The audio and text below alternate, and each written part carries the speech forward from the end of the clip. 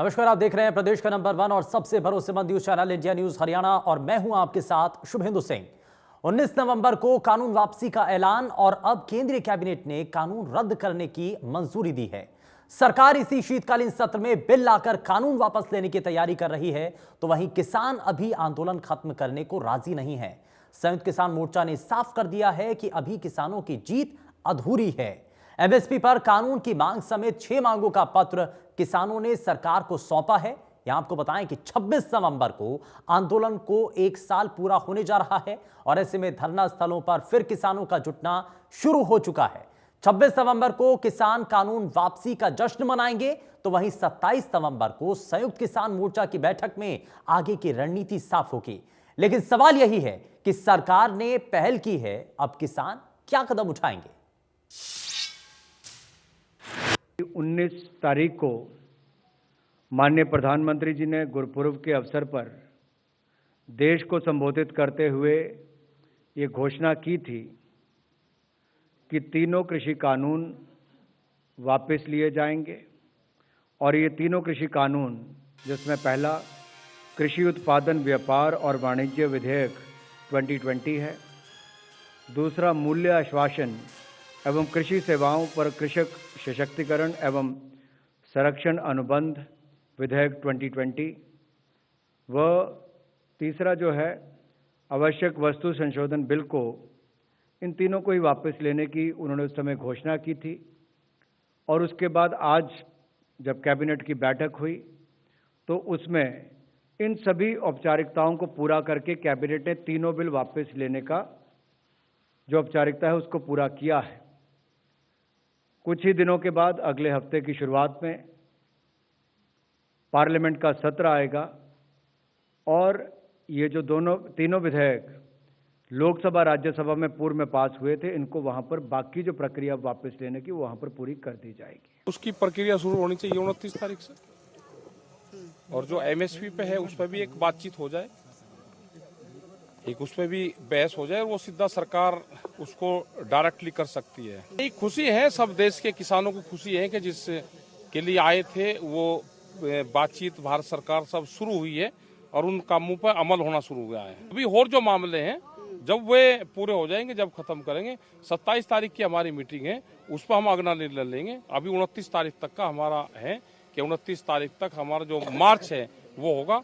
29 तारीख के बाद के क्या हमारे प्रोग्राम होंगे वो 27 तारीख में तय करेंगे।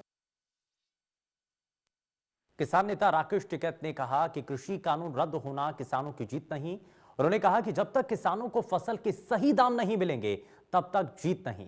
किसान एमएसपी पर गारंटी कार्ड लेकर ही बॉर्डर खाली करेंगे। ये जीत कहां, ये तो वे लेकर आए थे, वो संघर्ष हुआ, उन्होंने वापसी ले लिए। जीत तो किसान की जब होगी जब उनको फसलों के दाम मिल जाएंगे। नुकसान तो फसलों से बहुत हो रहा है ना, कि आधे रेट में फसलें बिकती है तो नुकसान हो रहा है उससे। लेकिन जब भारत सरकार चाहेगी हम जब उठेंगे, भारत सरकार नहीं उठाना चाहती। वे दिल्ली के रास्ते खोल दे, हम तो दिल्ली पे चले जाएंगे, वहीं बात कर लेंगे। एमएसपी कौन लेगा? एमएसपी कौन लेगा? एमएसपी पे मिनिमम सपोर्ट प्राइस जो है उस पर गारंटी कार्ड देकर जाएंगे पक्का। आज की बड़ी बहस के बड़े सवाल सरकार ने बढ़ाए कदम हैं और किसान आखिर पहल कब करेंगे, ये बड़ा सवाल है। शर्तों के साथ आंदोलन का समाधान आखिर कैसे होगा, ये भी समझने वाली चीजें हैं। वहीं एमएसपी की गारंटी पर पेच कहां और कैसे फंसा हुआ है, इस बात को भी समझने की कोशिश होगी। मुआवजा और स्मारक वाली मांग पर क्या सहमति बन पाएगी, क्या इतना बड़ा विषय है? और साथ ही साथ सवाल यह भी है कि किसान मोर्चा की अब आगे की रणनीति क्या होगी और अगली रणनीति किसान मोर्चा की क्या होगी, जरा यह भी समझने की कोशिश होगी। और जरा जल्दी से आगे बढ़ते हैं और सबसे पहले आज के खास मेहमानों से हम आपको मिलवाते हैं। भारतीय जनता पार्टी से प्रवक्ता प्रोफेसर विदु रावल कार्यक्रम में जुड़ चुके हैं। विदु जी बहुत स्वागत है। कांग्रेस पार्टी से प्रवक्ता सुरेश रोड हमारे साथ कार्यक्रम में। सुरेश जी बहुत स्वागत है। इंडियन नेशनल लोकदल से प्रवक्ता विजेंद्र रेडू कार्यक्रम में जुड़ चुके हैं। विजेंद्र जी बहुत स्वागत है। और किसान नेता राजेश दहिया हमारे साथ कार्यक्रम में जुड़ चुके हैं। राजेश जी बहुत स्वागत है आपका कार्यक्रम में। और मैं शुरुआत राजेश दहिया आपसे ही करना चाह रहा हूं। सरकार की तरफ से एक बड़ा कदम उठाया गया, प्रधानमंत्री नरेंद्र मोदी ने ऐलान किया तीन कृषि कानूनों की वापसी का। क्या आपको लगता है कि नए समय के अंदर ये नई शुरुआत हो रही है और इस नई शुरुआत के जरिए बातचीत का सिलसिला आगे बढ़ना चाहिए? एक कदम सरकार ने बढ़ाया, किसानों को भी एक कदम आगे बढ़ना चाहिए? शुभेंदु जी, हमारे माननीय प्रधानमंत्री ने 19 तारीख को गुरु पर्व पर जो घोषणा की, उसका हम सभी किसानों ने स्वागत किया। हमारे 700 से ज्यादा किसान शहीद हो गए थे।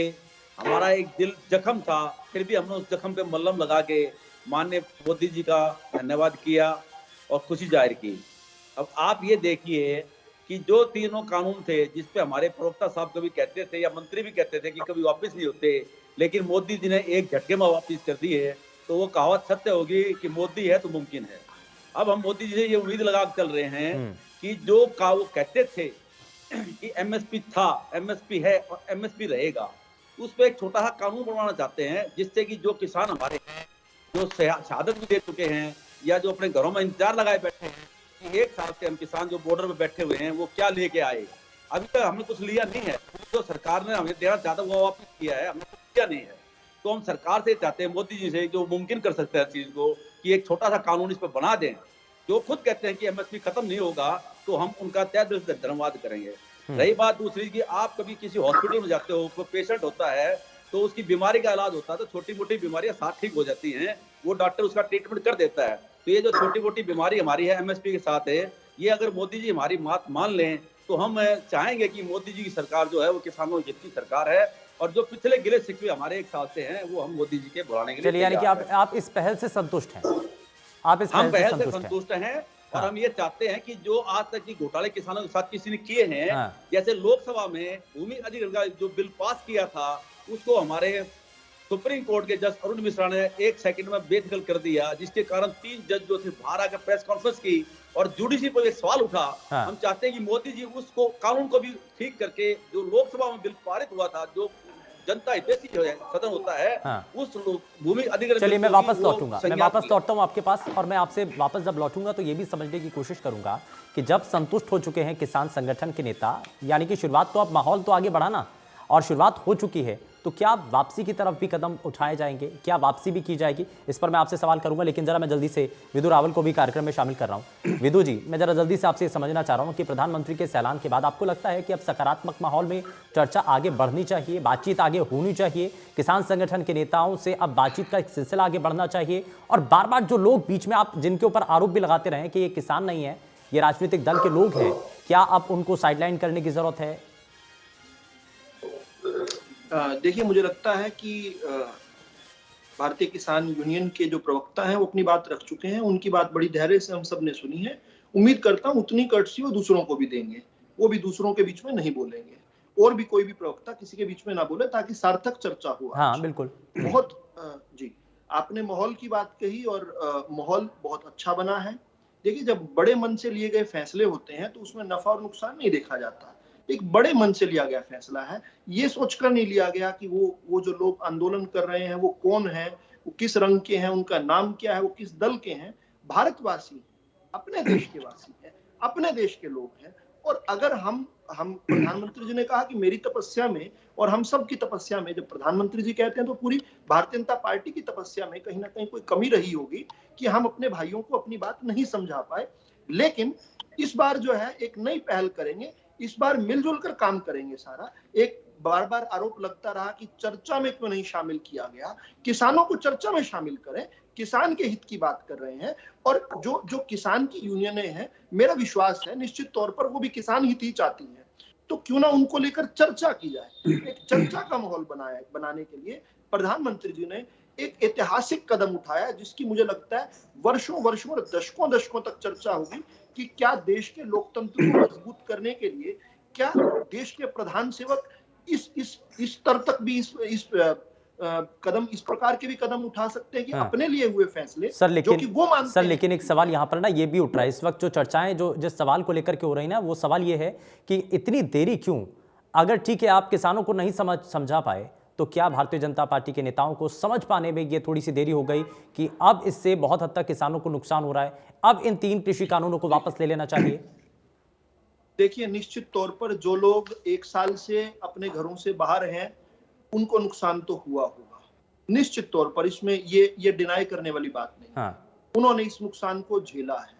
अब कोई अगर इसको कहे कि जिद से झेला है, कोई कहे कि नहीं अपने न्यायपूर्ण आंदोलन कर रहे थे, ये विवाद का विषय, इसमें नहीं जाते। लेकिन जो लोग अपना घर छोड़कर सर्दी में, गर्मी में, बरसात में बैठे हैं, उन्होंने व्यक्तिगत नुकसान तो जरूर झेले, ठीक है, इसमें कोई दो राय नहीं। ठीक है। आपने देर की बात कही, हाँ। ये इस पूरे समय जो है प्रयास किया जाता रहा कि किस प्रकार से हम अपनी बात समझा पाए। अंत में हमने अपनी विफलता मानी, हमने प्रधानमंत्री जी ने देश से क्षमा मांगी कि मैं जो है अपनी बात नहीं समझा पाया, और अब इस प्रकार के एक एनवायरनमेंट बने जिसमें सभी सवाल तो ये उठ रहे हैं ना कि इस दौरान, पक्ष इस पूरे आंदोलन के दौरान जिन किसानों की दुखद मौत हुई उनकी जिम्मेदारी लेगा कौन फिर? ठीक है, मैं थोड़ा सा आगे बढ़ता हूं, मैं वापस आपसे जवाब लूंगा, लेकिन सुरेश रोड जी, आपने सवाल नहीं पूछा, मैं सुरेश रोड जी, अगर मेरा सवाल आपसे ये है सर, मैं वापस लौटता हूं। आपने मुझसे सवाल पूछा और आप कह रहे हैं मैं आगे बढ़ता हूं। नहीं, मैं आपसे जवाब लूंगा ना इस पर, मैं वापस आऊंगा आपके पास, आपसे वापस आकर के जवाब लूंगा। ऐसा नहीं कि अभी आपसे जवाब ले लिया उसके बाद मैं वापस नहीं आऊंगा, वापस आऊंगा, आपसे जवाब लूंगा। लेकिन सुरेश रोड जी, मेरा जरा आपसे ये सवाल है कि कांग्रेस पार्टी लगातार ये कह रही है कि आंदोलन को आगे बढ़ता रहना चाहिए, आखिर इसका मकसद क्या है? क्योंकि किसान संगठन के नेता जो कि हमारे पैनल में भी इस वक्त मौजूद हैं, राजेश दहिया जी कह रहे हैं कि हम तो इस फैसले का बहुत स्वागत करते हैं और हम ये चाहते हैं कि सार्थक माहौल में आगे चर्चा होनी चाहिए, तो इसमें आंदोलन आगे बढ़ाने की चर्चाएं कहां से? देखिए, किसान नेता को आपने भी सुना और मैंने भी सुना, हाँ। और उन्होंने बड़ी गहरी बात बोली है। हाँ। उनकी बात में मोदी जी की जो अभी तक की घोषणा है, इस घोषणा के बाद एमएसपी की घोषणा कराने की एक सोच है, जिसका कांग्रेस पार्टी और हम भी मतलब उसके लिए समर्थन देते हैं अपना, कि अच्छी बात इन्होंने कही है। अब गेंद किसके पाले में जाके रुकी है? कहीं ना कहीं किसान नेता की बात में आपने क्वेश्चन मार्क को भी नोट किया होगा।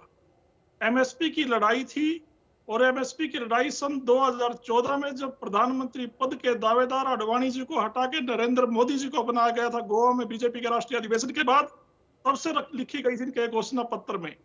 इन्होंने गाय की पूंछ पकड़ के बेशक सत्ता हथियाई हो, साथ में इन्होंने किसानों को गुमराह करने के लिए स्वामीनाथन की आयोग को लागू करने का भी झूठा वादा किया था, और यही किसानों की मांग थी। बीच में जो 3 काले कृषि कानून है, ये कोई नेहरू जी के देन नहीं थी, ये राजीव गांधी जी या श्रीमती इंदिरा गांधी जी ने प्रधानमंत्री होते हुए नहीं बनाए थे, ये खुद नरेंद्र मोदी की और आरएसएस की, बीजेपी की साजिश थी, और किसानों के सिर पर लाद दी गई, और 700 से ऊपर किसानों की हत्या हुई इस मामले में, ये मारे गए, उनके सिर फोड़े गए। इसके लिए जिम्मेदार कौन है? और पीठ थपथपाने की बजाय इन लोगों को तो माफी मांगनी चाहिए, शर्म से प्रधानमंत्री का सिर झुक जाना चाहिए कि ये कभी कोई बात करते हैं, कभी उनको खालिस्तानी बताते हैं। मैं कुरुक्षेत्र से आता हूं, और पीपली में जिस तरीके से सितंबर पुलिस की वर्दी में संघ के ट्रेन गुंडों ने किसानों को लहूलुहान किया, कौन भूल सकता है? जलियांवाला बाग बना के छोड़ा था इन लोगों ने, और अब आप कहते हैं कि प्रधानमंत्री ने घोषणा कर दी, बड़ी अच्छी बात है, हम भी उसका समर्थन करते हैं, हम किसानों के साथ हैं, और किसानों की बात का किसान नेताओं की तरफ समर्थन करते हैं। हाँ। लेकिन इसके साथ हम ये भी बताना सर, किसान इस बात को लेकर के भी संतुष्ट नजर आ रहे हैं ना कि इससे पहले कि कोई भी राजनीतिक दल हो जिसकी सरकार सत्ता पर काबिज रही हो, उन्होंने कभी विचार नहीं किया।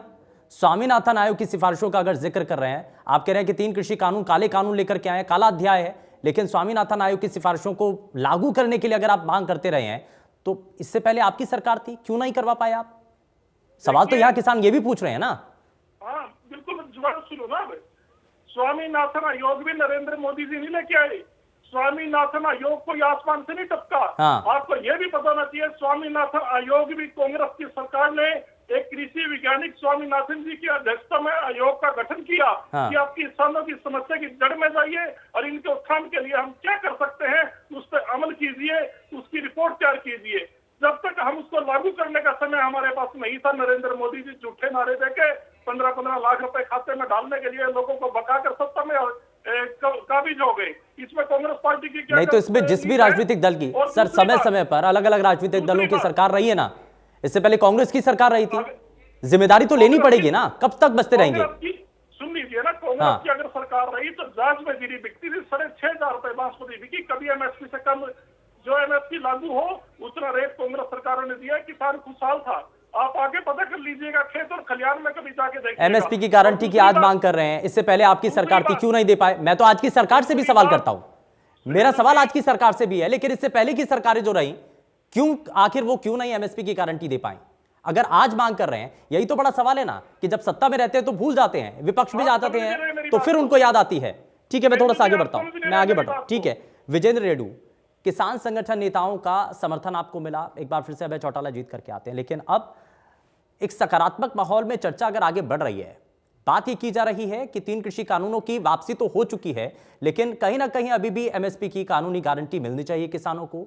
बिजली को लेकर के, बिजली के बढ़ते बिलों को लेकर के, डीजल के बढ़ते दामों को लेकर के, खाद की परेशानी किसानों के सामने अगर नजर आती है, तो ऐसे में इन सभी का समाधान होना चाहिए और ये गारंटी किसान यहां से लेकर के जाएंगे। जी शुभेंदु जी, देखिए आपने बहुत सारी डिबेटें की हैं और मैंने भी इस आंदोलन के बारे में बहुत सारी डिबेटों में हिस्सा लिया। जब ये आंदोलन शुरू हुआ नवंबर से, हो तो जून में गया था, लेकिन नवंबर में दिल्ली पहुंच गए थे बॉर्डर के ऊपर किसान, और उसके बाद सरकार के साथ मीटिंगें शुरू हुई और हम बार बार कहते हैं कि 12 मीटिंगों का दौर भी चला। मैं ये कहता हूं कि जब पहली मीटिंग से लेकर के 12 मीटिंगें इनकी हुई, हर मीटिंग में 4 मांगे किसानों ने बड़ी मजबूती के साथ उठाई, जिसमें बिजली का कानून था, प्रदूषण का कानून था, इसके बाद एमएसपी का कानून था, तीनों कानूनों को वापस लेने की बात हुआ करती। चारों मांगे किसानों की बहुत ही फ्रॉम वेरी इनिशियली ये मांगे किसानों ने रखी। अब ये 1 साल से फालतू आंदोलन चला, इसमें किसानों ने केवल मात्र 2 मांग और जोड़ी और वो जायज है, क्योंकि इस आंदोलन के दौरान 750 के लगभग किसानों की शहादत हुई। क्यों हुई? सिर्फ इस आंदोलन के कारण हुई। अगर आंदोलन नहीं होता तो शायद उन किसानों की शहादत नहीं होती और वे अपने परिवार के साथ रहते। इनकी शहादत सिर्फ और सिर्फ आंदोलन के कारण हुई है, इसलिए जायज मांग है किसानों की, 100% जायज मांग है। इस मांग को जोड़ना एक नैतिक फर्ज भी किसानों का बनता है। इसके अलावा जिनके घरों से चिराग चले गए, किसी का भाई गया, किसी का सुहाग गया, किसी का पापा गया तो किसी का बेटा गया है, तो उस परिवार का आर्थिक पोषण सरकार की जिम्मेवारी बनती। देखिए वेरी क्लियर है शुभेंदु जी, 4+2 मांग किसानों ने अलग से कोई फायदा उठाने की कोशिश नहीं की। मैं इनके लिए बधाई देता हूं, किसान ने इतना बड़ा अपना दिल दिखाया है। प्रधानमंत्री मोदी जी ने कोई दिल नहीं दिखाया, उन्होंने तो जब वो तंग आ गए, किसान नहीं माने, अपनी बात पर अड़े रहे। मैं 1% भी सरकार को इसकी किसी प्रकार का क्रेडिट नहीं देना चाहूंगा, क्योंकि किसानों ने जिस सहनशीलता को, जिस अनुशासन को, जिस सूझबूझ के साथ एक तरह से इस सत्याग्रह को चलाया है, उसके आगे कहीं ना कहीं सरकार को झुकना पड़ा है। और झुक करके फिर भी मोदी जी ने बहुत सारी कमी रख दी। मैं चाहता था कि मोदी जी जिस तरीके से कानून लेकर के आए उस तरीके से वापस ना लेते, एक सिस्टम के अनुसार किसानों को शामिल करते, विपक्ष को शामिल करते, कैबिनेट के अंदर रखते और फिर सभी से बातें करके सारी की सारी मांगे अगर एक साथ ये घोषणा कर देते तो इंडियन नेशनल लोकदल पार्टी भी आज मोदी को इस बात के लिए धन्यवाद करती कि हाँ उन्होंने किसानों की पीड़ा को समझा है। ठीक है, लेकिन किसान तो संतुष्ट नजर आ रहे हैं, किसान तो खुश नजर आ रहे हैं। नहीं विजेंद्र जी, तो किसान का बड़ा दिल है। हाँ। लेकिन उन्होंने कहा कि हमारी ये मांगे और पूरी करो, हम अपने शांति से घर जाएंगे। आधा अधूरे तरीके से सिर्फ एक ही बात उन्होंने मानी, जबकि 6 डिमांड बिल्कुल जायज है और इनके ऊपर गंभीरता से विचार सरकार को करना चाहिए। और शुभेंदु जी देखिए, आप किसान ने ली अपने रिटर्न में दे दी कि हमारी 6 मांगे ये मान लो भाई, हम अपने घर चले जाएंगे, जिसमें एक भी नाजायज नहीं है।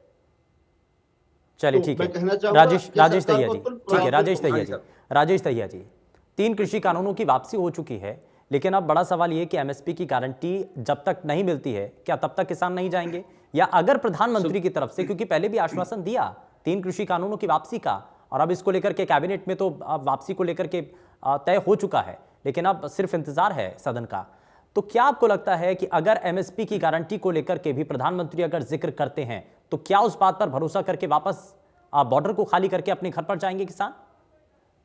शुभेंदु जी, जैसे हमारे प्रवक्ता साहब ने बताया आईएनडीके ने, मैं उनकी बात से सहमत इसलिए कहता हूं कि हमने कोई एक्स्ट्रा डिमांड नहीं रखी है। अब जैसे ये कहा कि एमएसपी था, एमएसपी और एमएसपी रहेगा, तो उसकी गारंटी देने में दिक्कत क्या है? या तो प्रधानमंत्री ये कभी एमएसपी नहीं देंगे हम, जैसे कि ऊपर हमारे कांग्रेस के प्रवक्ता ने कहा स्वामीनाथन रिपोर्ट में C2 फार्मूला है। अब जैसे डीजल के दाम 100 पहुंच गए हैं, तो या तो हमें एक फॉर्मूले के तहत हमें एमएसपी दे दी जाए और एमएसपी गारंटी दे दी जाए। अब जैसे हमारे 700 से ज्यादा शहीद हो गए हैं किसान, अब उनके घरों में जाकर हम क्या कहेंगे कि आपके किसान हमारे साथ गए थे और वहां शहीद हो गए, उनके लिए हम क्या लेके जाएंगे? कोई भी कर्मचारी अगर शहीद एक्सपायर हो जाता है ऑन ड्यूटी तो उसके परिवार को सरकार कुछ न कुछ देती है, उसकी वाइफ को 60 साल तक उसको सैलरी देती है, तो हम किसानों को क्या लेके जाएंगे? हमने किसानों की कोई एक्स्ट्रा डिमांड नहीं रखी है, जो डिमांड रखी ऐसे रखी है। अगर कोई कहीं भ्रष्टाचार होता है या कोई कांड होता है तो उस अधिकारी का ट्रांसफर किया जाता है जब इंक्वायरी होती है। लेकिन लखीमपुर खीरी कांड में हमारे मंत्री जी अभी तक टोनी साहब बैठे हुए हैं गद्दी के ऊपर, और वो लोकसभा में भी 29 तारीख को पेश होंगे। हमें कितनी शर्म की बात होगी कि मोदी जी का वहां बड़ा दिल नहीं है, तो कम से कम ये चाहते हैं कि 29 तारीख से पहले उस टोनी साहब को लेकिन राजेश दहिया जी, आप इस बात को समझ रहे हैं, आप इस बात को समझ रहे हैं कि अगर प्रधानमंत्री ने 3 कृषि कानून की वापसी का ऐलान कर दिया तो उत्तर प्रदेश में सियासत होने लगी है, वहां पर अब सीए की वापसी को लेकर के भी अब चर्चाएं होने लगी हैं, तो क्या आपको नहीं लगता कि ये जो दबाव और जो प्रेशर क्रिएट किया जा रहा है ये सरकार को हद से ज्यादा बैकफुट पर लाने की कोशिश भी है? देखो सुविद्र जी, किसान कोई प्रेशर रख रहा है। हाँ। आप ये देखो कि जितने भी इंडस्ट्रिस्ट हैं या दुकानदार हैं वो अपनी चीज बनाते हैं तो उसका भाव खुद तय करते हैं, लेकिन किसान तो सरकार को कह रहा है कि हमारा भाव तय कर दो और उसकी गारंटी दे दो। हाँ। हम उनसे सरकार से कुछ ज्यादा मांग ही नहीं रहे हैं ना। हम तो सरकार को ये कह रहे हैं कि जो हम फसल बोते हैं, हाँ, जिसकी 6 महीने बाद हम मंडी में बेचते हैं या कहीं भी बेचेंगे, हाँ, उसका पैसा हमारे घर में विदु रावल जी, वो फसल विदु रावल जी जरा जवाब दीजिए सर। किसान सिर्फ गारंटी की मांग कर रहा है, बड़ी सुंदर। अगर प्रधानमंत्री कहते हैं और भारतीय जनता पार्टी का हर नेता कहता है एमएसपी थी है रहेगी, तो इसको कानूनी दायरे में क्यों नहीं ला सकते? नहीं, वो कानूनी दायरे में पहले से ही, हाँ, ठीक है। बीच में बातचीत का माहौल ही नहीं था, बातचीत नहीं हुई थी। अब अगर बातचीत हो रही है और मेरे सभी साथी मेरे सुनना चाहें तो मैं बताऊंगा कि किस प्रकार से कानूनी दायरे में। 2013 का जो फूड सिक्योरिटी एक्ट है उसको पढ़ें एक बार। उसके अंदर साफ तौर पर, स्पष्ट तौर पर लिखा हुआ है कि देश के अंदर पीडीएस में, सार्वजनिक वितरण प्रणाली में जो अनाज दिया जाना है वो जो अभी 80 करोड़ देश के लोगों को अभी आपने देखा कोरोना काल में मुफ्त में दिया गया, वैसे भी 2 रुपए किलो गेहूं और 3 रुपए किलो चावल दिए जाते हैं। वो फूड सिक्योरिटी एक्ट जो हमने नहीं बनाया, कांग्रेस की सरकार ने बनाया, उनको भी क्रेडिट मिलना चाहिए, उन्होंने अच्छा कानून बनाया। उस कानून के अंदर निहित है कि वो जो है, जो देश के 80 करोड़ों का पेट भरने के लिए जो सरकार एफसीआई और 3 एजेंसीज के माध्यम से खरीदती है, वो किससे खरीदेगी? उसमें 2-3 बातें बड़ी स्पष्ट तौर पर लिखी हुई है। वो भारत के किसान से खरीदेगी। किस माध्यम से खरीदेगी? एपीएमसी के माध्यम से खरीदेगी। किस रेट पर खरीदेगी? एमएसपी पर खरीदेगी। इसका तो कानून है। लेकिन कोई बात नहीं, बीच में थोड़ी कड़वाहट थी, हम अपनी बात नहीं कह पा रहे थे। लेकिन एक बात महत्वपूर्ण है, आपकी ये चर्चा हमने सुनी, एक राउंड सबको अपनी बात बोलने का मिल गया। अब इसमें महत्वपूर्ण क्या हो रहा है कि किसान तो धन्यवाद कर रहे हैं, राकेश दहिया जी मेरे बड़े भाई धन्यवाद कर रहे हैं, वो क्रेडिट भी दे रहे हैं, वो कह रहे हैं कि अच्छी, चलो अच्छा हुआ। लेकिन दोनों हमारे विपक्षी जो हैं वो चाहते हैं कि किस प्रकार से भी ये आंदोलन चल जाए, क्योंकि मुझे लगता है कि हमारे राकेश दहिया जी जैसे और भी बहुत सारे किसान भाइयों के साथ ये लोग जो हैं इनके सिर पर राजनीति करना चाहते हैं, ये समाधान नहीं करवाना चाहते। ये आप देखिए, आप खुद और दर्शक इसका अपने आप अंदाजा लगा लेंगे कि सबका रोल क्या है। यहाँ पर किसान भाई कह रहे हैं कि मैं मोदी जी का धन्यवाद करता हूं, और इनेलो वाले कह रहे हैं कि क्रेडिट नहीं देना चाहता हूं, मोदी जी को धन्यवाद नहीं दूंगा। और हमारे कांग्रेस वाले हमारे भाई कहते हैं, पूछते हैं कि क्या राजीव गांधी जी ने ये कानून लाए थे, क्या नेहरू जी ने ये कानून लाए थे? तो उनकी जानकारी के लिए मैं बता दूं कि अगर वो अपना खुद का घोषणा पत्र 2019 के जनरल इलेक्शंस का पढ़ लें तो हूबहू इन्हीं कानूनों के लिए वो जनता के बीच गए थे, वो जनता के पास गए थे कि हमें वोट दो, हम ये 3 कृषि कानून बनाएंगे। एक बात, उससे भी थोड़ा पीछे चलें, अगर ये, मुझे नहीं पता कि मेरे भाई राहुल गांधी जी को अपना नेता मानते हैं नहीं मानते, मुझे नहीं पता, लेकिन अगर ये मानते हैं तो इसको ध्यान करेंगे कि जब इनकी खुद की सरकार थी तो यूपीए की सरकार में राहुल गांधी जी ने, इनके नेता ने 2013 में, अगस्त 2013 में और फिर दिसंबर 2013 में 2 चिट्ठियां लिखी थी, और एक चिट्ठी लिखी थी पूरे अपने जहां जहां पर इनकी सरकारें थी उनके मुख्यमंत्रियों को, और उन्होंने कहा था कि किसान को मंडियों से आजाद करने का, एपीएमसी खत्म करने की तरफ बढ़ो। और दिसंबर वाली जो है वो तो और मार्मिक थी, उसमें जाकर इन्होंने आदेश दिया था कि जो पेरिशेबल गुड्स हैं, जो यानी कि जो खराब होने वाले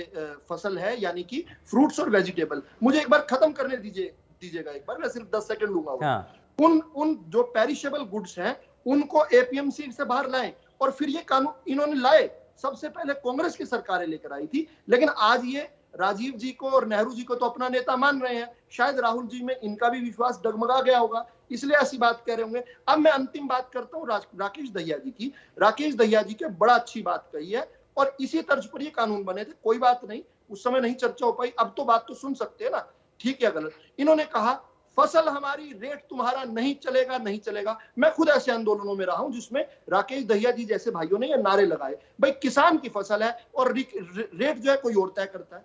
इसीलिए तो साहब ये कानून लाए थे कि किसान अपना रेट खुद तय करे, अपनी मर्जी की जगह पर बेचे, अपने मर्जी के ग्राहक को बेचे, जहां उसको ज्यादा रेट मिले वहां बेचे। कोई बात नहीं, हम उस प्रयास में सफल नहीं हुए, लेकिन फसल हमारी, रेट तुम्हारा नहीं चलेगा, नहीं चलेगा का नारा, वो नारा ही इन 3 कानूनों की एक जड़ थी। वो उसी नारे को चिरतार्थ करने के लिए मोदी जी ये कानून लाए थे। कोई बात नहीं, और तरीके ढूंढेंगे कि किस प्रकार से किसान को अपने उत्पाद का रेट तय करने का अवसर मिले। तो जरूरी बात है, ये तो बड़ी अच्छी बात कही है राकेश दहिया जी ने, इसका स्वागत होना चाहिए। बहुत सुंदर बात कही है, और मुझे लगता है आपके चैनल से पहले किसी चैनल पर इतनी सुंदर बात किसी किसान नेता ने शायद ही कही होगी। इस बात को आप नोट कीजिए, ऐतिहासिक बन गया आपका ये शो, क्योंकि राकेश दहिया जी बड़ी सुंदर बात कह रहे हैं कि फसल हमारी, रेट तुम्हारा नहीं चलेगा, नहीं चलेगा। मोदी जी भी यही कह रहे हैं, अगर फसल किसान की है तो लेकिन सर सवाल तो ये है ना कि आखिर शुरुआत कैसे हो गई किसान और सरकार के बीच में जो नजदीकियां थी जिसका आप जिक्र कर रहे हैं, आखिर वो दूरियां कैसे बनती चली गई? अगर ये आरोप लग रहा है कि विपक्षी दल ये इस आंदोलन को बढ़ा देना चाहते हैं, चलिए ठीक है, उसमें उनकी सियासी राजनीति है उनकी, लेकिन आखिर इसके पीछे कुछ ना कुछ तो कारण होगा कि भारतीय जनता पार्टी से दूरी बनी। भारतीय जनता पार्टी की बातों को किसान ना सुन करके विपक्षी खेमे, चाहे उसमें कांग्रेस हो, चाहे आईएनएलडी हो या कोई दूसरा राजनीतिक दल हो, आखिर उनकी बातों को सुना क्यों जा रहा था? सुरेश रोड जी, मेरा सवाल आपसे ये है कि ये सवाल मुझसे है। हाँ, मैं वापस लौटता हूं सर आपके पास, लेकिन सुरेश रोड जी, अब ये जो आंदोलन है क्या यही तय करेगा ये सियासत? क्योंकि बार बार ये कहा जा रहा है, भारतीय जनता पार्टी के प्रवक्ता ने भी इस बात को दोहरा दिया कि आप ये चाहते हैं कि आंदोलन चलता रहे, अगर आंदोलन चलेगा तो जो विपक्षी दल हैं उनकी राजनीति भी चलती रहेगी। आंदोलन चलता रहे, आप कैसी बात कर रहे हो? मेरी पूरी रिकॉर्डिंग आप दिखाइए। हम ये चाहते हैं कि किसानों को एमएसपी का जो कानून है वो 3 काले कृषि कानूनों को वापस लेने के साथ ही बनाएं, और किसान खुशी से अपने घर चले जाएंगे। जो किसान शहीद हुए हैं उनको मुआवजा दिया जाए। आपको किसने बोल दिया ये बात जो आप बोल रहे हो? अभी आपके कान तो नहीं फड़क रहे कुछ? आप पूरी रिकॉर्डिंग में मेरे आज तक की डिबेट और कांग्रेस के दूसरे प्रवक्ताओं की मैं गारंटी देता हूं, आप अपने आप को कहानी बनाए जा रहे हैं। बीच में नहीं बोलना, बीच में नहीं बोलना। मैं बीच में नहीं बोला, एक बार भी बीच में नहीं बोला। इसको बंद कीजिए, खराब है बोलेगी। नहीं, एक मिनट, ठीक है, एक करके रावत साहब, विदु रावत जी, विदु रावत जी, एक करके 1 to 1 बड़े आराम से चर्चा चल रही है सर। ठीक है सुरेश रोड। दूसरी बात, जो बीजेपी के साथी ने कहा, नेहरू जी, राजीव जी, इंदिरा जी नहीं, राहुल गांधी जी मेरे भी नेता हैं, और आज के माननीय प्रधानमंत्री श्री नरेंद्र मोदी के भी नेता हैं, क्योंकि राहुल जी ने पार्लियामेंट में आंखों में आंख मिला के कहा था कि 3 काले कृषि कानून उल्टे लेने पड़ेंगे, किसान एक इंच पीछे नहीं। नरेंद्र मोदी ने राहुल जी का जो काले कृषि कानूनों को उल्टा ले लिया। आज नरेंद्र मोदी जी ने ये साबित कर दिया कि वो माननीय राहुल गांधी जी को अपना नेता सिर्फ काले कृषि कानून वापस लेकर ही नहीं, कोरोना के काल में भी राहुल गांधी जी का अनुसरण करके, और उससे पहले मनरेगा स्कीम को बंद करने की प्रधानमंत्री ने अपने मुंह से घोषणा की थी लोकसभा में, लेकिन राहुल जी ने उनको ललकारा था कि आप 80 करोड़ लोगों के हाथ खोलने का काम की थी। ये मोदी ने राहुल गांधी मनरेगा को खत्म करने की घोषणा की थी। आज राहुल गांधी से बड़ा दूरदृष्टि का नेता दुनिया में नहीं है, और नरेंद्र मोदी जो दुनिया में टोल पीटते हैं, अपनी वाहवाही लूटते हैं, वही मनगढ़ंत कहानियां पढ़ते हैं। ये कौन सी पुस्तक से मनगढ़ंत कहानियां पढ़ते हैं? जो राहुल वही करते हैं। ये नरेंद्र मोदी से पूछे बीजेपी पार्टी के प्रवक्ता। नहीं, एक चीज तो बताइए ना सुरेश रोड जी, ठीक है, विदु रावत जी, एक मिनट, विदु रावत जी, एक करके सुरेश रोड जी, किसान संगठन के नेता हमारे साथ हैं, किसान नेता हैं राजेश जी, वही कह रहे हैं कि हम तो इस कदम को स्वागत योग्य मानते हैं। हम ये मानते हैं कि प्रधानमंत्री ने अगर 3 कृषि कानूनों को वापसी लेने का ऐलान किया तो ये स्वागत योग्य कदम है, और हम इस बात पर भी भरोसा करते हैं कि आगे एमएसपी को लेकर के कानूनी दायरे में अगर प्रधानमंत्री इसका आह्वान करते हैं, इसका जिक्र करते हैं, तो हम उस बात पर भरोसा करेंगे। तो यहां किसान नेता ये कह रहे हैं कि भारतीय जनता पार्टी की बातों पर या प्रधानमंत्री की बातों पर भरोसा है। नहीं सुवेंदु जी, मेरी बात सुनिए। किसान नेता ने बड़ी अच्छी बात कही, हम भी कहते हैं। किसान नेता ने बीजेपी के दिमाग में यह बात डालने की कोशिश की है, और आप अगर इस बात को ऐसे की ऐसे आगे पहुंचाएंगे दशकों तक, अच्छी बात रहेगी। इन्होंने बीजेपी के लोगों के दिमाग में यह डालने की कोशिश की है कि एमएसपी है, एमएसपी रहेगा। इस बात का ढोल पिटने वाले लोगों को अलग के साथ की गारंटी देने में क्या दिक्कत आ रही है? किसान नेता ये कहना चाह रहे हैं तुम्हारे किसान इतना भोला नहीं है। दहिया साहब का मैं मान सम्मान करता हूं, इन्होंने जो बात कही है, इन्होंने बीजेपी को घेरने के लिए ये बात बोली है। ये राकेश टिकैत वाली शैली है, लेकिन इस मोदी मीडिया की समझ में नहीं आ रही है बात। और बीजेपी के लोगों से तो कोई उम्मीद ही नहीं है, ना किसान को है, ना कांग्रेस को है, ना इनेलो को है, खुद जो है बीजेपी के पार्टी बीजेपी के 80% कार्यकर्ता दबे छिपे किसान आंदोलन का समर्थन करते हैं। आप मेरे साथ चलिए खेत कल्याण में, आप कैसी बातें कर रहे हैं यहाँ बैठ के? किसान नेताओं को और हमारे को आपस में यहाँ भड़काने की कोशिश करते हैं। किसान नेताओं की बात सवाल है छोटा सा शिवेंदु जी, आप अनुमति देते। पंजाब से राहुल गांधी जी ने जिस तरीके से ट्रैक्टर यात्रा से श्री गणेश किया था किसान आंदोलन लगाया था राहुल गांधी जी ने, पता है। चलिए ठीक है, राहुल गांधी ने श्री गणेश किया, तो अब अगर समाधान निकलता हुआ नजर आ रहा है, तो क्या इसको स्वागत योग्य कदम बताएंगे आप? अपने हाथ से स्वागत योग्य कदम बताएंगे सुरेश रोड जी? मैं जल्दी से जरा जवाब दीजिए, उसके बाद मैं विजेंद्र जी के पास जाता हूँ। जरा जल्दी से जवाब दीजिए। आप कह रहे हैं कि राहुल गांधी ने श्री गणेश किया, तो अब अगर इसका निर्णायक इस पूरे आंदोलन की भूमिका नजर आती है, इसका अगर कोई निष्कर्ष निकलता है, तो अब इसका स्वागत योग्य कदम भी मानते हैं क्या आप? बिल्कुल, अगर इसका एमएसपी देकर भेजे किसानों को, तो कांग्रेस पार्टी नरेंद्र मोदी जी का भी इसमें धन्यवाद करेगी। हमें हम किसानों के हमदर्द हैं। हाँ, चलिए ठीक है। विजेंद्र रेड्डी जी, सर ये बताइए कि अब कांग्रेस पार्टी के प्रवक्ता भी कह रहे हैं कि ये तो स्वागत योग्य कदम है, अब आप इसको श्रेय किसका देंगे? आप किसान, अल्टीमेटली किसान संगठन नेताओं का, किसानों का जो लगातार इसमें दिन रात जुटे रहे, थके नहीं, डटे रहे, उनका इसमें श्रेय तो मानेंगे ना कम से कम? बिल्कुल किसानों का श्रेय है ये। देखिए जिस प्रकार से जब आंदोलन शुरू हुआ और इस मौजूदा सरकार ने क्या क्या किसानों के साथ जुल्म और अत्याचार निभाने का काम किया, इनको क्या क्या बोलने का, क्या क्या संज्ञा देने का काम किया, और कहाँ कहाँ जानबूझ करके भड़का करके एक तरह से एक अराजकता पैदा करवाने का काम किया गया। अगर ये मानते थे तो इन्होंने इसको इतना लंबा क्यों खींचा? क्या ये सरकार 750 किसानों की शहादत का इंतजार कर रही थी कि हम उसके बाद ही फैसला करेंगे? इसलिए मैं इनको श्रेय देता हूं तो मैं केवल किसान को देता हूं, जिन्होंने बड़े अनुशासन प्रिय ढंग से इस आंदोलन को चलाया। हाँ, मैंने पहले भी कहा था, मेरे भाई जो है ना गलत बोल रहे हैं कि न लोग स्वागत नहीं करती। मैंने पहले भी अपनी फर्स्ट वक्तव्य में ओपनिंग में कहा था कि अगर ये 6 मांगे जो किसानों ने रखी हैं, 4 मांगे फ्रॉम वेरी इनिशियली थी, 2 मांगे जोड़ी गई हैं जो कि बिल्कुल 100% जायज हैं। राजेश जी ने बड़े विस्तार से बताया कि अगर किसी कर्मचारी की मौत हो जाती है ड्यूटी के दौरान, तो क्या उसको आप पेंशन नहीं देते, उसके परिवार को फैमिली पेंशन नहीं देते हो क्या?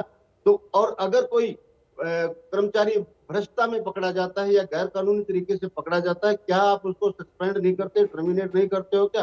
तो ये जायज मांगे जोड़ी है। अगर ये सारी की सारी मांगे मोदी जी एक मिनट अच्छे तरीके से अगर इनको निकालते, रिपील करते, तो हम भी स्वागत करते, इंडियन नेशनल लोकदल पार्टी भी स्वागत करती, क्योंकि इस आंदोलन में Indian national Lokdal party Abhay Singh Chautala जी शुरू से ही तन मन धन से जुड़े रहे हैं। हमें तो सबसे ज्यादा खुशी होती है। 1 मिनट और मैं कहूंगा, जैसे रावल जी ने कहा है, किस प्रकार से एमएसपी की बात को घुमाने का इन्होंने प्रयास। आप देखिए, राजेश जी और हमारे कांग्रेस वाले भाई भी देख रहे हैं, कहां एमएसपी की बात थी और कहां पीडीएस के ऊपर लेकर के चले गई। रावल जी, केवल और केवल 6% आज तक पूरे हिंदुस्तान के एग्रो प्रोडक्शन का एमएसपी पर गवर्नमेंट परचेज करती है, you know it very well. और उस 6% को भी खत्म करने जा रही है, क्योंकि पीडीएस सिस्टम का भी, जैसे हम अखबारों के माध्यम से, चैनलों के माध्यम से सुनते हैं, धीरे धीरे उसको भी कैश डालने का सरकार योजना बना रही है। और आपने कैसे घुमा दिया? एपीएमएस से ये जो है ना, एपीएमएस से ही खरीदी जाती है, पीडीएस के थ्रू बांटी जाती है, एमएसपी पर खरीदी कितनी खरीदी जाती है? महंगाई गलत किस इंफॉर्मेशन सीमा दे पे रहे हैं। बढ़ी हुई है। डीजल, पेट्रोल, खाद, जीएसटी, आईएसटी, सीजीएसटी और एसडी कितने टैक्स आपकी सरकार ने लगा दिए हैं, और उसके बावजूद एक किसान एक एमएसपी तो मांग रहा है। हाँ, आप एमएसपी के लिए ठीक क्यों है, घुमा रहे हो बात को? क्यों नहीं ठीक है, डायरेक्ट आप उस किसान को कहते हैं ठीक कि है, हाँ लेकिन हम ठीक जो है, है मैं ना जरा एमएसपी देंगे। राजेश हाँ जी, जी। मैं एक जरा हाँ सवाल सर। आपसे करना चाहता हूं, क्योंकि मैंने इससे पहले विदुर रावल जी को सुना। मैंने उनसे भी ये सवाल किया था कि एमएसपी को लेकर के अब बड़ा पशुपेश की स्थिति है, एमएसपी की गारंटी की मांग तो की जा रही है, तो उनका ये स्टेटमेंट भी था कि एमएसपी थी, है और रहेगी। भारतीय जनता पार्टी के हर एक नेता की जुबान से आप ये स्टेटमेंट को आप सुन लेंगे। तो अगर यही कह दिया जाता है कि एमएसपी थी, है, रहेगी, तो क्या इस बात पर भरोसा करेंगे आप, या अलग से नहीं सर, कानून बनाने की मांग शुभेंदु की जी, जाए? ये हाँ, देखो शुभेंदु जी, ये कहने की बात नहीं होती है। जब हाँ, एक आदमी कानून बनने जाता है तो कानून की प्रक्रिया अलग होती है। आप ये देखिए कि आदमी जब नौकरी करता है तो सरकारी नौकरी करना पसंद करता है, चाहे तनख्वाह भले ही कम हो, क्योंकि उसको पता है कि ये सैलरी मिल रही है। प्राइवेट में अगर सैलरी ज्यादा तो उसकी कोई गारंटी नहीं होती है। तो हमें अपनी फसल की गारंटी चाहिए। किसान के पास इतनी क्षमता नहीं होती है कि वो 6 महीने के बाद अपनी फसल को होल्डिंग कर ले, अपने घर में रख ले। वो ये चाहता है कि उसकी फसल एकदम फौरन बिके और वो पैसा घर में आए, उस पैसे को अपने बच्चों पे यूज करे। और उसकी एक गारंटी होनी चाहिए कि उस फसल का उसको इतना पैसा मिलेगा। इसमें डीजल भी है, बिजली भी है, खाद भी है, दवाई भी, उन सब के खर्चे ऐड करके जो स्वामीनाथन रिपोर्ट का C2 फार्मूला था उसके अकॉर्डिंग दिक्कत क्या है। वो आप ये देखिए कि जो महंगाई भत्ता होता है सरकारी कर्मचारियों का, वो प्राइस इंडेक्स पे होता है। अगर उसी पैटर्न पे भी किसानों के जो फसल का है उस पर भी एमएसपी पे वो इंडेक्स लगा दिया जाए तो किसान तो बिल्कुल शांत स्वभाव का आदमी है। जैसे आपने देखा, मैंने भी कहा कि हमने वो मोदी जी के 1 साल के जितने भी हमारे पे जख्म थे हमने सारे बुला के उनको माफ कर दिया और उनको तहे दिल से धन्यवाद किया। तो किसान तो इतनी नरम कौम है कि वो चाहता है कि सरकार हमें कम से कम जो जिस एमएसपी पे हम सर्वाइव कर सके, मिनिमम सपोर्ट प्राइस, वो कम से कम सरकार तय कर दे कि मंडी में हमारे को उससे कम फसल को बेचने की जरूरत ना पड़े। जैसे हमारे बीजेपी प्रवक्ता ने कहा कि पीडीएस वगैरह स्कीम वो किसान की हेडेक नहीं है कि सरकार खरीदे पीडीएस में दे या कहां दे। किसान ये चाहता है कि जो फसल वो मंडी में लेकर जाए वो उसका मिनिमम सपोर्ट प्राइस पे मिल जाए और वो पैसा उसके अकाउंट में आ जाए, हाथ में आ जाए, जिससे कि उसका परिवार चल जाए। किसान तो सिर्फ ये चाहता है, बिल्कुल किसानों को कोई मतलब नहीं कि सरकार कैसे खरीद करेगी। किसान को तो सिर्फ इतनी चिंता है, किसान तो सिर्फ इतना जानता है कि अगर वो अपनी फसल लेकर के मंडी में पहुंचता है तो सरकारी खरीद उसकी फसल की एमएसपी के तहत होनी चाहिए। विदुर रावल जी, अब जरा जवाब दीजिए। आप तो कह रहे हैं और तमाम भारतीय जनता पार्टी के नेता कहते हैं एमएसपी थी, है, रहेगी, लेकिन इतने भर से नहीं चलेगा। अब राजेश दहिया जी का ये कहना है और जितने भी किसान संगठन के नेता हैं वो ये बार बार मांग कर रहे हैं कि एमएसपी पर कानूनी गारंटी चाहिए, तभी वापस जाएंगे। देखिए, मैंने सुना है, आपने बहुत सारी डिबेट्स चलाई हैं और हम सब ने एक बार ये बात सुनी होगी अपनी अपनी डिबेट्स में कि ये कहा जा रहा था जब तक कानून वापिस नहीं, घर वापिस नहीं। या तो वो नारा झूठा था। वो झूठा नहीं मैं मानता हूँ, किसान झूठ नहीं बोलता है। किसान कहता है, किसान जो बात कहता है उस पर अड़ जाता है। किसान ने कहा जब तक कानून वापिस नहीं, घर वापिस नहीं। अगर ये बात किसान ने कही हुई है तो किसान अपनी बात को ऑनर करेगा, खुद अपना दिया हुआ वचन से पीछे नहीं हटेगा। ठीक है, एमएसपी की जो बात थी, उन्होंने बात ये चल रही थी कि ये सरकार मंडियां खत्म करने जा रही है, ये सरकार एमएसपी खत्म करने जा रही है। तो उसको लेकर 5 दिसंबर 2020 में ही जब ये 26 नवंबर को आए थे, उसके 8वें दिन बाद जो है दूसरी जो वार्ता हुई थी आने के बाद, उसमें स्पष्ट तौर पर प्रधानमंत्री जी ने कहा, प्रधानमंत्री जी के नुमाइंदे यानी कृषि मंत्री जी ने इस बात को कहा था कि भाई ठीक है, आपको अगर ये हम जो बात कह रहे हैं, प्रधानमंत्री जी ने संसद में पटल पर खड़ा होकर, लोकसभा के पटल पर कही थी कि एमएसपी थी, है और जिस स्वरूप में उसमें रहेगी, इसी स्वरूप में। अगर इन्होंने कहा था कि हमें लिखित चाहिए, 2-3 मांगों की बात हुई थी, वो मैं एक बार ड्राफ्ट अगर कहेंगे तो आपके सामने प्रस्तुत कर दूंगा। उसमें हमने कहा था कि अगर ये कहते हैं कि इस स्वरूप में इन्हें ऐसा लगता है कि इन कानूनों के कारण एमएसपी अगर जाने की बात है, तो वो हम लिख कर देने को भी तैयार हैं कि इन कानूनों के कारण एमएसपी के प्रारूप में कोई फर्क नहीं पड़ेगा। एमएसपी थी, एमएसपी है, एमएसपी रहेगी। दूसरी बात बड़ी महत्वपूर्ण है, एक और मांग जो है, जो मैं राकेश दहिया जी कई बार हमारे इन शोज में कहते रहे हैं, उन्होंने कहा कि किसान को इन्वॉल्व किया जाए, ये बातचीत के जरिए हो, ये जल्दबाजी में ना हो काम। आपने जल्दबाजी में कानून बनाया, कोरोना काल थी, अध्यादेश के माध्यम से, ये सभी बातें आपने ये तर्क सुने हुए हैं। अब इसी तर्क पर इन्हीं की बात को ऑनर करते हुए अब मैं निवेदन करता हूं, अब जो कानून बनवाओ, अच्छा कानून बनवाओ। हाँ। 3 विषयों को लेकर समिति बनी है। एक कि एमएसपी का किस प्रकार से उसको लागू किया जा सकता है इफेक्टिव तरीके से, पहली बात। दूसरी कि किस प्रकार से जीरो लागत वाली खेती हो सकती है या खेती की लागत को कम किया जा सकता है। तीसरा कि किस प्रकार फसल की विविधताओं को बढ़ाकर किस प्रकार किसान की आय को बढ़ाया जा सकता है। अगर ये तीनों बातें हैं, इस पर अब जो है ना जल्दबाजी में, जिदबाजी में नहीं, इस पर अच्छे खुले मन से प्रधानमंत्री जी ने बड़े फैसले के साथ, बड़े मन के साथ जो काम किया है, उससे वातावरण बन गया है। हाँ। अब किसान के मन में ये बात है कि मेरे देश का प्रधानमंत्री है, मेरे लिए झुकने को भी तैयार है। ठीक है राजेश दहिया जी, बार बार झुकेगा। ठीक है राजेश दहिया जी, यानी कि ये तो साफ है, अगर आप और किसान संगठन के नेता ये सोच करके चल रहे हैं कि इस बार के संसद सत्र से 3 कृषि कानूनों की वापसी के साथ साथ एमएसपी पर कानूनी गारंटी आपको मिल जाए, तो शायद एमएसपी पर कानूनी गारंटी नहीं मिल पाएगी। आप कुछ ऐसे संकेत मिल रहे हैं, अगर ऐसा होता है तो फिर क्या होगा, अगला कदम क्या फिर? शुभेंदु जी, हाँ। ऐसे संकेत में ये गलत बोल रहे हैं। इन्होंने खुद ही कहा कि एमएसपी था, है, रहेगा, तो लिखित में ये गारंटी देने में दिक्कत क्या है? हम तो ये चाह रहे हैं, ये एक बात तो हमारे मोदी जी ने खुद कहा है, तो हम तो वही कह रहे हैं कि अपनी बात को कायम करें। हम ये अपने प्रॉमिस से पीछे नहीं हट रहे हैं कि जब तक कानून वापसी नहीं, घर वापसी नहीं। लेकिन ये मोदी जी खुद कह रहे हैं कि एमएसपी रहेगा, है, था, तो हम तो कहते हैं इसको भी एक कानूनी जमा दे दो। हम कोई एक्स्ट्रा नहीं मांग रहे शुभेंदु जी, हम तो जो मोदी जी ने कहा वही तो मांग रहे हैं कि इस पे लिखित में गारंटी दे दो। हाँ। मोदी जी ने कहा कृषि मंत्री हो या पावर मंत्री हो या और कोई मंत्री हो, उनकी कोई वैल्यू नहीं है।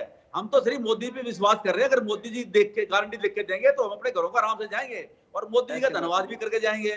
और जो हमारे शहीद हुए हैं उनको अगर एक सरकारी नौकरी और मुआवजा मिलेगा तो वो परिवार मोदी जी को दुआएं देंगे। हाँ। उसमें हमारा तो यही रहेगा कि हम आपके लिए लड़े हैं, लेकिन एक्चुअल दुआ जिस परिवार से एक आदमी जाता है, जिसकी मौत होती है, वो परिवार टूट जाता है शुभेंदु जी। तो हाँ, उस परिवार को बचाने के लिए मोदी जी से हम एक छोटा सी भीख मांग रहे हैं कि उस परिवार को एक सरकारी नौकरी दे दो और मुआवजे के साथ दे दो, जिससे वो परिवार भी हमें कहे कि हम शिवेंदु जी 10 सेकंड साथ दिया था। ठीक है, तो उनके लिए अच्छा ठीक है, जरा जवाब ले लेते हैं विदुर रावल जी, जरा जल्दी से जवाब, उसके बाद में विजेंद्र जी और सुरेश जी आपके पास आते हैं। विदुर जी जवाब दीजिए। एक बात तो हाँ। कि इस आंदोलन के अंदर जरूर कुछ बहुत दुखद मौतें हुई हैं, हम सब की संवेदना उनके साथ है, लेकिन हम जो इस आंदोलन से पहले और इस आंदोलन के दौरान भी बहुत सारी ऐसी मौतों को छोड़कर उनके साथ भी हम अन्याय ना करें। देखिए ये आंकड़ा है कि पिछले 25 साल में 4.5 लाख किसानों ने आत्महत्या की। इसलिए प्रधानमंत्री जी को आवश्यक लगा, बीजेपी को आवश्यक लगा कि ये कानून आने चाहिए, आत्महत्याओं का क्रम कम होना चाहिए। लेकिन इस दौरान भी स्थगित हुए तो ये 700 नहीं है, ये 4.5 लाख जमा 700 को मान ले, एक बात। दूसरी, इंडियन नेशनल लोकदल के प्रवक्ता लगातार बात कह रहे हैं, मुआवजे की बात कह रहे हैं। इन्होंने कंडेला कांड किया था, याद करवा लें इनको। इन्होंने 1700 गोलियां चलाई थी, किसान पर गोलियां चलाई थी। अरे आपने क्या दिया था, याद तो करें। किस मुंह से कह रहे हैं आप? मतलब मैं हैरान हो जाता हूं। मैं इस आज कोई विशैली बात नहीं कहना चाहता, कोई कठोर बात नहीं कहना चाहता, लेकिन आप उसी मुंह से कंडेला कांड तो नगुरा गांव को तो याद कर लो, उस खागड़ महाराज को तो याद कर लो, जिसने अपने ऊपर गोलियां सहन कर हजारों किसानों को बचा लिया। आपकी दुर्दंत जो गोलियां चल रही थी, आपने किसानों पर 1700 गोलियां चलाई हैं भाई साहब, और आप यहाँ पर बैठकर अजीब अजीब बातें कर रहे हैं। ठीक है, उनको क्या कितनी नौकरियां दी थी आपने? हाँ। उनको कितना मुआवजा दिया था? 1700 गोलियां चलाई हैं, हाँ। यहाँ एक भी गोली नहीं चली है। और मैं शुक्र करता हूं क्योंकि मैं किसान का बेटा हूं, मेरे परिवार के लोगों पर किसी ने गोली नहीं चलाई। मैं इस बात का शुक्र करता हूं। किस मुंह से ये बात कहते हैं? यहाँ पर कांग्रेस के जो प्रवक्ता बैठे हैं उनको भी याद करवा दूं, उनको मनु सिंह याद करवाऊं, इनके भी हाथ में किसान का खून लगा हुआ है। तो प्लीज कम से कम यहाँ पर प्रीचिंग ना दें। हम लोग, आप अपना इतिहास देख लें एक बार। विजेंद्र जी आपका तो विजेंद्र जी जरा जवाब उसके बाद में सुरेश जी आपके पास के ऊपर आप दाग ढूंढ विजेंद्र जी। ठीक है सर, विदुर रावल जी ठीक है। शुभेंदु जी, जो इस भाई ने कही, ये मैंने पहले भी कहा था कि मुद्दे से भटकाने के लिए भाजपा वाले प्रवक्ताओं को स्पेशल ट्रेनिंग दी जाती है, और वो 50 साल पुरानी बातों को सिर्फ लोगों को भटकाना चाहते हैं। गोलियां चलाई थी आपने कंडेला का और भागड़ की जो इन्होंने बात की है, वहाँ 1700 गोलियां चली, शायद ये इन्होंने गिनी होगी, मैंने तो नहीं गिनी, ना कहीं मैंने देखा ना। गुरनाम सिंह चढ़ूने वहाँ एक भी मौत नहीं। नंबर एक, सुनिए आप, अब बात सुनो पहले, मैं नहीं बोला आपके बीच में। वहाँ एक भी ट्रेजेडी नहीं हुई, एक भी मौत नहीं हुई।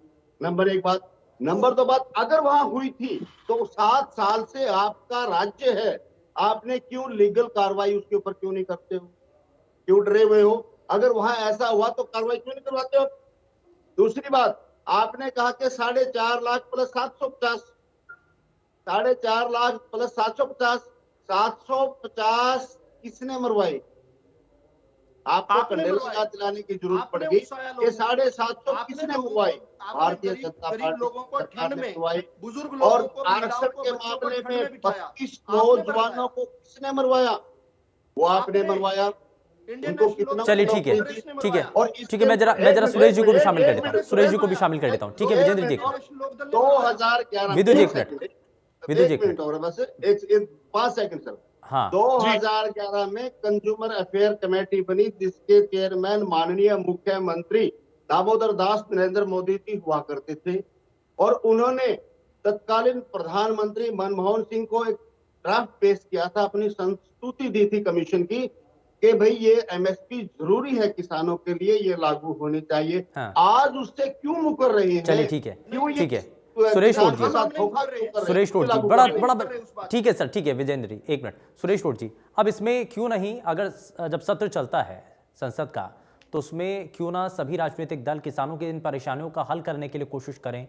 जो किसान कह रहे हैं कि हमें एमएसपी पर कानूनी गारंटी मिलनी चाहिए, थी है रहेगी, बोलने से नहीं, कानूनी दायरे में आकर के मिलना चाहिए। इसमें सभी राजनीतिक दलों को सहयोग करने की जरूरत नहीं है क्या? एक नजर पेश की जाए। कांग्रेस पार्टी, बिल्कुल ये बड़ी अच्छी बात आपने कही। कांग्रेस पार्टी इस पहल को देखना, आप जो अभी सत्र शुरू होगा उसमें हम करेंगे। और ये आजाद भारत में शायद पहली बार ऐसा होगा, इतिहास होगा। काले कानून रात के काले अंधेरे में बनाए गए थे। हाँ। और ये सत्र बुला के वापस लिए जाएंगे, ये ऐसा पहली बार होगा।